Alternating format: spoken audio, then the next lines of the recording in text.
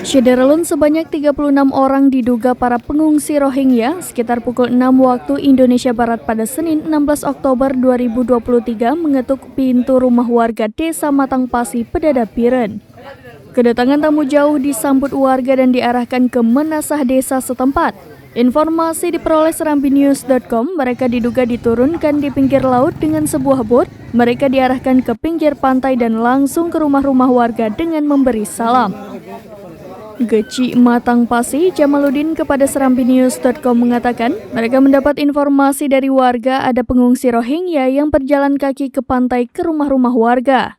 Mendapat laporan tersebut, ia langsung berkoordinasi dengan Kapolsek Pedada dan unsur Muspika lainnya. Awalnya diarahkan ke Menasah, jumlah para pengungsi sebanyak 36 orang terdiri dari laki-laki 14 orang, perempuan 12 orang, dan anak-anak 10 orang.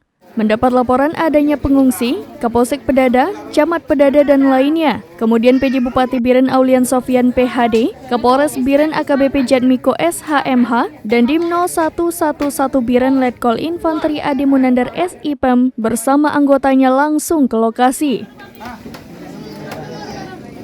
Pas pagi-pagi, menurut informasi dari warga saya, sekitar pukul 6 pagi ada orang ketuk-ketuk pintu rumah warga. Jadi warga kami kaget, dikirain siapa.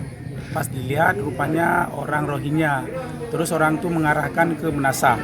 Sampai ke Menasah, warga kami dengan rasa sosialnya mengasih atau memberi nasi atau minuman untuk mereka. Ada yang menyumbang pakaian. Setelah itu kami arahkan untuk kami tempati sementara di Balai Pengajian Desa Matangpasi.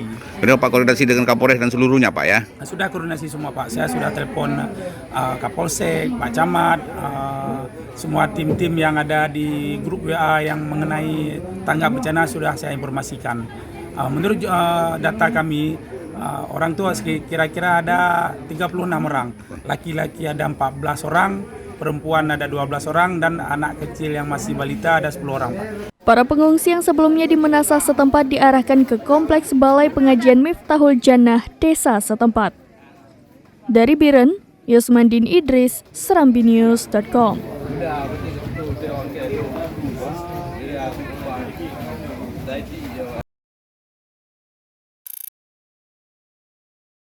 Download Tribun X sekarang, menghadirkan lokal menjadi Indonesia.